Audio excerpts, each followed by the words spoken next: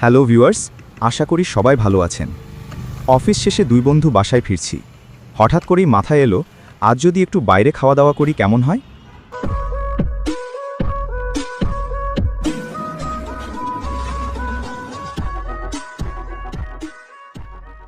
প্রথমে ভাবলাম ভাইরাল হাসান মামার হোটেলে খেতে যাব, কিন্তু শুনলাম তিনি নাকি শুধু রাতের বেলাতেই বসেন। তাই হাঁটতে হাঁটতে চলে গেলাম মিরপুর ২ নম্বরের পূর্ণিমা রেস্তোরাঁয়। শুনেছিলাম এখানে নাকি বাঙালিয়ানা খাবারের স্বাদ বেশ দারুণ। তাই দেরি না করে অর্ডার দিয়ে দিলাম ভর্তা, ভাজি, গরুর কালা ভুনা, লাল ভুনা ডাল আর সাথে গরম ধোঁয়া ওঠা ভাত। দুপুরে উপচে পড়া খিদে নিয়ে বসে পড়লাম খাবারের টেবিলে।